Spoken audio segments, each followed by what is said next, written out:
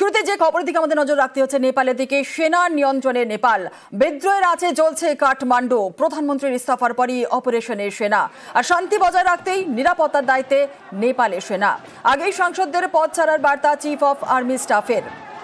সেনা নিয়ন্ত্রণে নেপাল, বিদ্রোহের আঁচে জ্বলছে কাঠমান্ডু। প্রধানমন্ত্রীর ইস্তফার পরই অপারেশনের সেনা, আর শান্তি বজায় রাখতেই নিরাপত্তার দায়িত্বে নেপালের সেনা। আগেই সাংসদদের পদ ছাড়ার বার্তা চিফ অফ আর্মি স্টাফের। এই প্রশ্ন কিন্তু উঠছে, তাহলে কি সেনা শাসনের পথেই এভারেস্টের দেশ? সেনা নিয়ন্ত্রণে নেপাল, বিদ্রোহের আঁচে জ্বলছে কাঠমান্ডু। প্রধানমন্ত্রীর ইস্তফার পরই অপারেশনের সেনা, শান্তি বজায় রাখতে নিরাপত্তার দায়িত্বে নেপালের সেনা। মৈত্রেয়ী রয়েছে আমাদের সঙ্গে, আমাদের প্রতিনিধি মৈত্রেয়ী। সেনা নিয়ন্ত্রণে নেপাল, বিদ্রোহের আঁচ জ্বলছে কাঠমান্ডু। প্রধানমন্ত্রীর ইস্তফার পরেই অপারেশনের সেনা, কি আপডেট পাচ্ছি আমরা?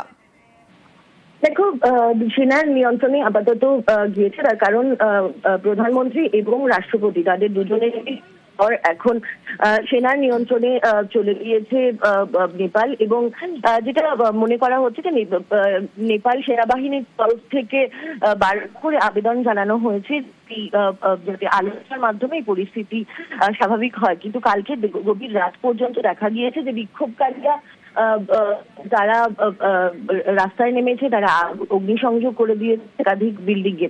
কিন্তু দেখার যে আজকে পরিস্থিতি অনেকটা নিয়ন্ত্রণে আসে কিনা এবং সেনাবাহিনীর তরফ থেকে কোনো পদক্ষেপ আজকে নেওয়া হয় কিনা। একেবারে আজকের বেলা যত গড়াবে পরিস্থিতি কি হবে, অবশ্যই সেদিকে আমাদের নজর থাকবে। সেনা নিয়ন্ত্রণে নেপাল রয়েছে, বিদ্রোহের আঁচে চলছে কাঠমান্ডু। আমাদের সঙ্গে এই মুহূর্তে টেলিফোন লাইনে রয়েছেন সম্পূর্ণা গোস্বামী, আন্তর্জাতিক সম্পর্ক বিশেষজ্ঞ।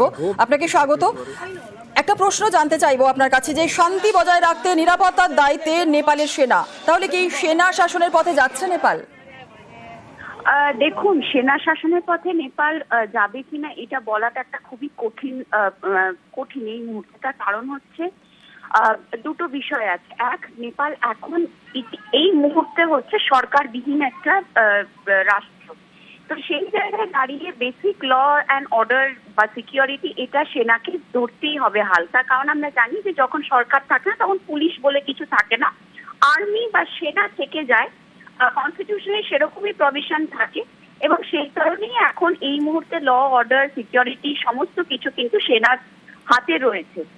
দ্বিতীয় বিষয়টা হচ্ছে যে দেখুন, আমি কাল থেকে নেপালের বিভিন্ন মানুষ মানে জনতার তাদের ফেসবুকে যে পোস্ট বা বিভিন্ন মাধ্যমে যেটা জানতে পারছি যে সেখানকার মানুষ কিন্তু কোনো রকম কোনো ইম্পোজ সরকার আর চায় না। তারা কিন্তু ইলেকশনের মাধ্যমে নতুন সরকার গঠন করতে চাইছে। তো আমরা যেটা প্রথমে ভেবেছিলাম যে রাজতন্ত্র আসবে, সেরকমও কিন্তু নয়। সেখানকার সমস্ত বা জেনজিরা বিশেষ করে কিন্তু রাজতন্ত্র চাইছে না। এবং সেখানকার মানুষ এই মুহূর্তে যেটা চাইছে সেটা হচ্ছে কিছুদিনের জন্য সেনা হাল ধরুক এবং সেনা সেখানে ফ্রি অ্যান্ড ফেয়ার ইলেকশনস এর মাধ্যমে একটা নতুন গণতান্ত্রিক সরকার গঠিত হোক। তো আমার মনে হয় না যে এখানে যেটা আমরা তথাকথিত সেনা শাসন হিসাবে জানি, যেটা পাকিস্তানে দেখে থাকি বা বাংলাদেশে যেটার ইতিহাস আছে বা মায়ানমারে যে সেনা শাসন চলছে, সেই রকম সেনা শাসন হয়তো এই মুহূর্তে নেপালে থাকবে না। কিন্তু ইন্টারিম ল অ্যান্ড অর্ডার বা গভর্নেন্সের দায়িত্ব হয়তো সেনা নেবে এবং সেখানকার মানুষ যেভাবে ইলেকশন চাইছে, আমার মনে হয় যে সেরকম ভাবে একটা ইলেকশনস এর মাধ্যমেই কিন্তু সেখানে একটা গভর্নমেন্ট চিহ্নিত বা গঠিত হবে। বেশ, ধন্যবাদ। জ্বলছে এভারেস্টের দেশ এবং বিদ্রোহের আগুন নেভাতেই ময়দানে সেনা। সেনার দখলে কাঠমান্ডুর বেশিরভাগ এলাকায় মুহূর্তে রয়েছে। পশুপতিনাথ মন্দিরেও কিন্তু নিরাপত্তায় রয়েছে সেনা। শান্তি বজায় রাখতে নিরাপত্তার দায়িত্বে নেপালের সেনা এবং নিরাপত্তার দায়িত্ব নিয়েই কিন্তু অপারেশনে নেপালের সেনা। গণবিদ্রোহে জ্বলছে নেপাল, অগ্নিগর্ভ দেশকে দেখে উদ্বিগ্ন নেপালি পরিযায়ীরা। বোলপুরের রাত পাহারায় কর্মরত নেপালের 25 বাসিন্দা। ইন্টারনেট পরিষেবা বন্ধ রয়েছে সেখানে, স্বাভাবিকভাবেই পরিবারের সঙ্গে তারা যোগাযোগ করতে পারছেন না। আর পরিবারের লোকজন যারা রয়েছেন, সদস্যরা রয়েছেন, তারা উৎকণ্ঠায় রয়েছেন। বোলপুরের নেপালি পরিযায়ীরা যারা রয়েছেন তাদের পরিবারের লোকজনরা উৎকণ্ঠায় রয়েছেন, কারণ গণবিদ্রোহে জ্বলছে নেপাল, অগ্নিগর্ভ দেশকে দেখে উদ্বিগ্ন নেপালি পরিযায়ীরা। ইন্দ্রজিৎ রোজ রয়েছে আমাদের সঙ্গে, ইন্দ্রজিতের কাছ থেকে একটু বিস্তারিত জানার চেষ্টা করব। ইন্দ্রজিৎ, যেভাবে যেমনটা আমি বলছিলাম যে 25 জন বাসিন্দা, নেপালের 25 জন বাসিন্দা তারা কর্মরত ছিলেন, তারা পরিবারের সঙ্গে যোগাযোগ করতে পারছেন না ইন্টারনেট পরিষেবার জন্য। সর্বশেষ আপডেট কি পাওয়া যাচ্ছে? যেটা বলে রাখবো, যে পরিস্থিতির শিকার হয়েছে নেপালে এখানকার অর্থাৎ বোলপুরে বেশ কিছু মানুষ রয়েছে যারা নেপালের বাসিন্দা, তারা এখানে জীবন জীবিকা নির্বাহ করে এবং তারা কিন্তু তাদের পরিবারের সঙ্গে কোনোভাবেই তারা যোগাযোগ করতে পারছে না। এবং কারণ তারা যেটা জানাচ্ছে ইন্টারনেট পরিষেবা বন্ধ রয়েছে, সেক্ষেত্রে হোয়াটসঅ্যাপ থেকে শুরু করে সমস্ত সোশ্যাল সাইট বন্ধ রয়েছে, আর তার জন্যই তারা কিন্তু যোগাযোগ করতে পারছে না। আর যোগাযোগ করতে না পারার জন্যই তারা কিন্তু একটা চিন্তিত ছিল, কিন্তু কালকের পর থেকে তারা মাঝে মাঝে যোগাযোগ করতে পেরেছে এবং হয়েছে, তার জন্য তারা একটু নিশ্চিন্ত হয়েছে। যেহেতু তারা যেটা জানাচ্ছে যেভাবে নেপালে যে ঘটনা ঘটেছে, সংসদ ভবনে আগুন থেকে আন্দোলন বিক্ষোভ সবটাই তারা দেখেছে টিভির মাধ্যমে, আর তাতেই তারা কিছুটা আতঙ্কিত হয়ে পড়েছিল এবং নেপালে যারা তাদের পরিবারের লোকজন রয়েছে তাদেরকে তারা সাবধানে থাকতে বলছে। উল্টোদিকে তারা যেটা জানাচ্ছে যে নেপালের যে সরকার, সেই সরকার যেহেতু দুর্নীতিগ্রস্ত হয়ে গেছিল আর তার জেলে যেহেতু সরে গেছে, ভালো হয়েছে, কিন্তু যে সংসদ ভবনে আগুন বা রাস্তার মধ্যে আগুন লাগানো সেগুলো কিন্তু ঠিক হয়নি, এমনটাই কিন্তু জানাচ্ছে বোলপুরে থাকা পরিযায়ী নেপালি সদস্যরা। বেশ, ধন্যবাদ। এখন আমি তো অনেকই চিন্তা আছে, কিন্তু নেপালে অনেক দুঃখ আছে। 20 জনের মতো এলো ওই জন্য। আর একটা এখন খুশি খবর পেয়ে আছে, মানে সংসদ ভবন সবকে বাহার নিকালানো করানো হয়েছে আজকে অনেক জেনজি পুস্তার জন্য। আর এখন আসা এখন নতুন আসে লোক নে কিছু করবে জন্য আশা প্রতীক্ষা করার জন্য ধৈর্য ধারণা করছে। चिंता तो बहुत अनेक चिंता हो रहा है। बहू माँ को फोन करता হবে और ছেলে लोग को फोन करता হবে। সবাই বাড়ি চিন্তা আছে, বাইরে যাওয়ার জন্য টাকা পয়সা भी নাই, ফেসবুক বন্ধ হয়ে গেল, कोई বাড়ির মেয়ে লোক কিছু কথা হচ্ছে না, অনেক চিন্তা আছে। আমরা শান্তি সুবিধা তো ওইটাই চাইছি আমরা, আর ওইটা শান্ত হবে। আমরা এখানে অনেক চিন্তায় আছি, পরিবার ঘরে অনেক দিন দিয়ে কথা বলতে হয় নাই, 4 তারিখ থেকে কথা বলতে পারি নাই। ফেসবুক, হোয়াটসঅ্যাপ, ইমো সব বন্ধ ছিল, ঘরে অনেক অসুবিধা হয়েছিল, কী হয়েছে না হয়েছে কিছু শোনা হয় নাই। লোকগুলো ছেলেগুলো যে আন্দোলন করেছে ওটা একটা সফল হয়েছে, কিন্তু সংসদ ভবন, সিংহ দরবার আগুন লাগানো তো উচিত নাই।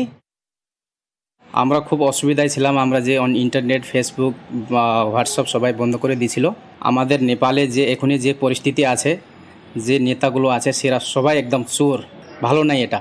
এই জন্য আজকে যে কাজ হয়েছে সেটা খুব ভালো হলো। আর একটা আমার দুঃখ হলো কি আমরা যে 19-20 জন লোক মরা হলো, এটার আমরা খুব দুঃখ আছে।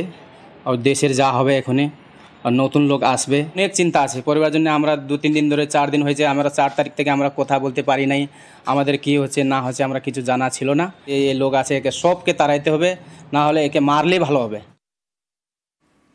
বাংলা নেপাল সীমান্তের খুব কাছেই ক্ষোভের আঁচ। শিলিগুড়ির পানি ট্যাঙ্কি থেকে 200 মিটার দূরে হামলা চালায় আন্দোলনকারীরা, ভাঙচুর করে আগুন ধরিয়ে দেয় সংসদের বাড়ি, অফিসে। বন্ধ সীমান্ত, বন্ধ বাণিজ্য।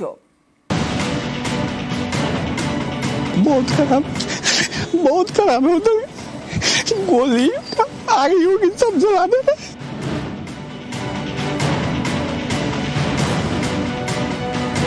শিলিগুড়ির পানি ট্যাঙ্কি, এখান থেকেই শুরু নেপাল সীমান্ত। সীমান্তের খুব কাছেই ক্ষোভের আঁচ। পানি ট্যাঙ্কি থেকে প্রায় 200 মিটার দূরেই মঙ্গলবার হামলা চালায় বিক্ষোভকারীরা, তাণ্ডব চালায় সাংসদের বাড়িতে, আগুন ধরিয়ে দেয় সরকারি দপ্তরে। ওপারের অশান্তির ধোঁয়া দেখা যায় এপার থেকেও।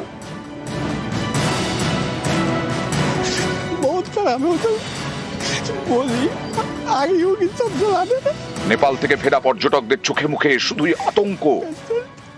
ওখানে অবস্থা প্রচুর খারাপ, কাল দিন গোলাগুলি চলছে, ইট বৃষ্টি হচ্ছে, ওখানে রাস্তায় কারফিউ চলছে, র্যাপ আছে, প্রচুর আতঙ্ক ছিল, ভয় ছিল মনে কি করে আসবো বাড়ি, কি করবো। कल रात तक तो नॉर्मल था, बट आज सुबह से जो है प्रोटेस्ट होना शुरू हो गया था। मुझे लग रहा था कि जो बैंड किया है सोशल मीडिया इसलिए, बट नहीं। नेपाल ऐसी कंट्री जहाँ की सुविधा नहीं है और आप उनसे और सुविधा छीन रहे हो, तो फिर क्या करेंगे।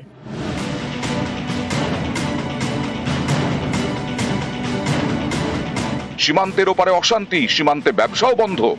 পানি ট্যাঙ্কি পেরিয়ে নেপালে যায় একাধিক পণ্য, রান্নার গ্যাস, পেট্রোপণ্য, সুতির জামাকাপড়, চাল, ডাল, মশলা সহ বহু নিত্য প্রয়োজনীয় সামগ্রী। নেপালে রপ্তানি হয় প্যাকেটজাত খাবারও। নেপাল থেকে ভারতে আসে পাইপ, প্লাস্টিক এবং টিন সহ আরো বেশ কিছু সামগ্রী। নেপালে অশান্তির জেরে ব্যবসা বন্ধ, যার জেরে রোজ প্রায় 10 থেকে 12 কোটি টাকার লোকসান হচ্ছে ব্যবসায়ীদের। একটা বড় ধাক্কা আসছে, কারণ এইটা ইমিডিয়েট হলো স্তীমিত হয়ে যাবে বা বন্ধ হয়ে যাবে এর কোনো কিন্তু সম্ভাবনা নাই। অর্থনৈতিক যে সংকটটা চলছে, এই সংকট থেকে কিন্তু কেউই বেরোতে পারছে না। সোমবার থেকেই নেপাল সীমান্তে কড়া নজর রেখেছে প্রশাসন। মঙ্গলবার দফায় দফায় চলে নাকা তল্লাশি। প্রয়োজন ছাড়া ভারতীয়দের নেপালে না যাওয়ার পরামর্শ দেওয়া হয়। দু দেশের মধ্যে বিমান যোগাযোগ আপাতত বন্ধ। বাংলার দুদিকে দুই প্রতিবেশী, নেপাল এবং বাংলাদেশ, দুই প্রতিবেশীরই ঘরে আগুন। নিউজ 18 বাংলা।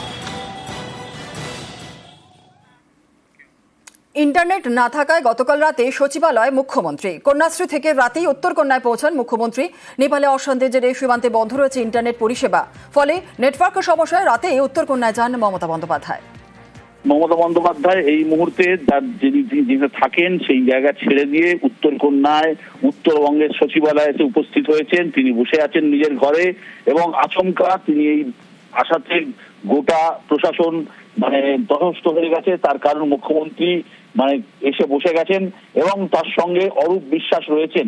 এই মুহূর্তে অরূপ বিশ্বাস আমার সঙ্গে রয়েছেন।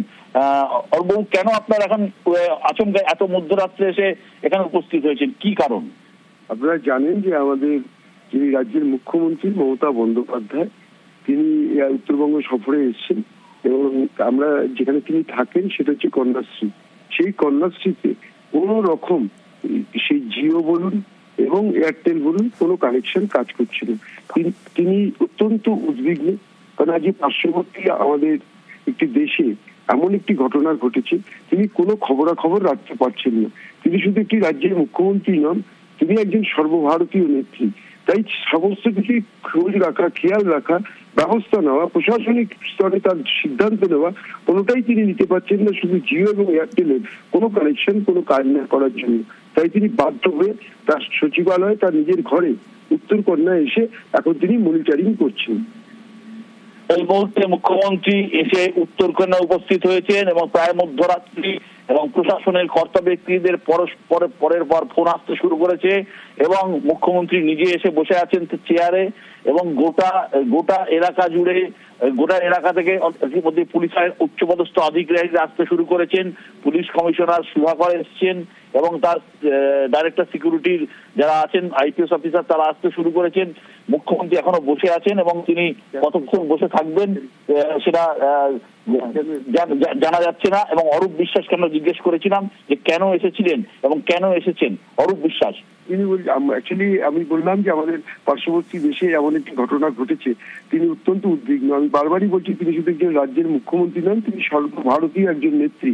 ফলে তিনি উৎকণ্ঠার মধ্যে রয়েছেন এবং এখানে বসেই তিনি সমস্ত কিছুর খেয়াল খবর রাখছেন এবং মনিটরিং করছেন। মুখ্যমন্ত্রী এখানে আছেন, সেখান থেকে নেপালের দূরত্ব খুব বেশি নয়, একদম সীমান্তবর্তী এলাকা এবং এখান থেকে তুমি জানো যে নেপালের যে পরিস্থিতি, সেই পরিস্থিতির থেকে এখান থেকে কাকরবিটা বলো বা পানি ট্যাঙ্কি বলো নেপালের খুবই কাছের জায়গা।